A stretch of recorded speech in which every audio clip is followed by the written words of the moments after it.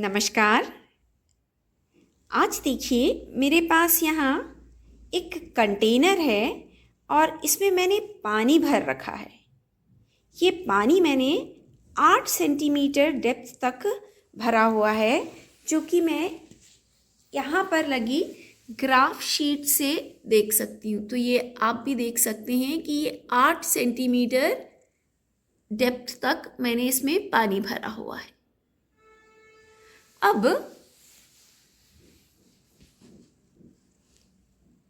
ये देखिए, इस कंटेनर के नीचे मैंने एक कागज़ रखा हुआ है जिसमें लाइन बनी हुई है। आपको ये दिखाई दे रहा होगा। अब इसी लाइन की सीध में मैं एक और कार्डबोर्ड लेकर आ रही हूँ जिसमें ऐसी ही लाइन बनी हुई है। और आप देखिए,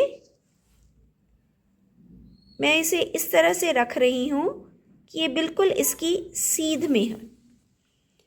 तो ये दोनों लाइनें बिल्कुल आपस में एक दूसरे की सीध में हैं। अब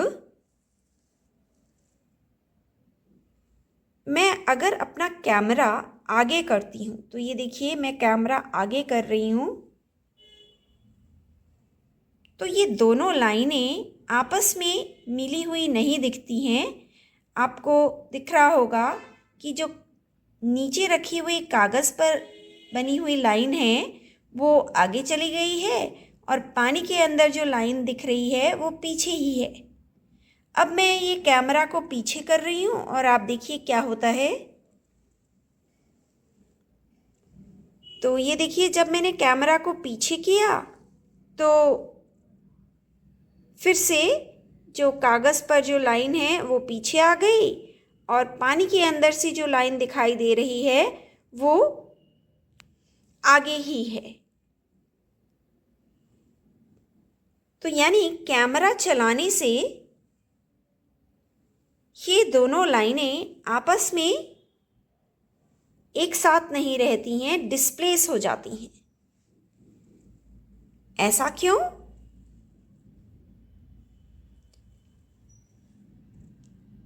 ऐसा इसलिए कि जो पानी के अंदर से हमें लाइन दिखाई दे रही है वो ओरिजिनल लाइन नहीं दिख रही है, बल्कि उसकी इमेज इस कैमरा तक पहुंच रही है। और ये जो इमेज है वो ये टेबल की सतह से थोड़ी ऊपर बन रही है।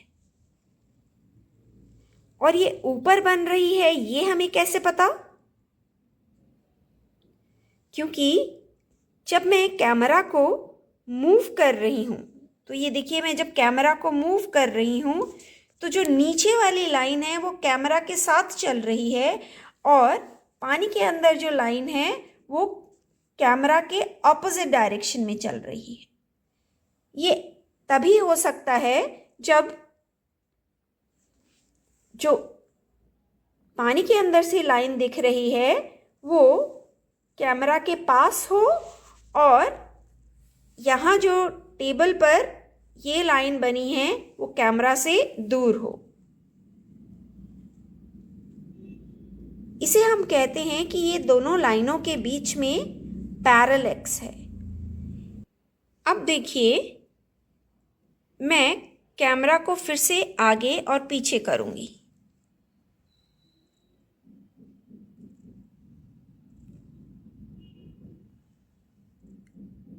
पर अब तो हमारी दोनों लाइनें एक साथ ही चल रही हैं। तो ऐसा कैसे हो गया? असल में मैंने यहाँ ये जो है लाइन उसको उठा दिया है और उसके नीचे ये देखिए इतने सारे मैंने कार्ड्स रख दिए हैं और ये अब इतनी हाइट पर रख दिया है कि ये दोनों लाइनें एक साथ ही चलें। तो ये मुझे कितना उठाना पड़ा? आप देखिए यहाँ पर, अब गौर से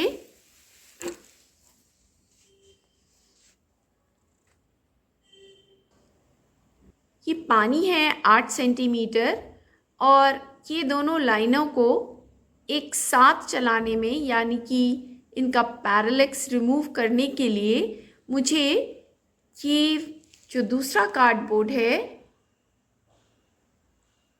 उसको 2 सेंटीमीटर उठाना पड़ा है। तो इमेज जो है 6 सेंटीमीटर पे बन रही है,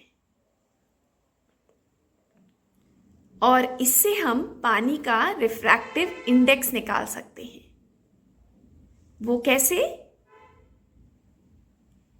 जो रिफ्रैक्टिव इंडेक्स होता है लिक्विड का, वो real depth upon apparent depth होता है।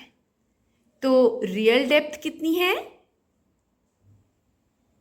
8 सेंटीमीटर, क्योंकि हमारा जो पानी का डेप्थ है वो है 8 सेंटीमीटर, और जो कागज़ की जो लाइन है वो इसी के नीचे रखी है। तो ऑब्जेक्ट है 8 सेंटीमीटर दूर, लेकिन उसकी इमेज पानी के अंदर 6 सेंटीमीटर पर बन रही है।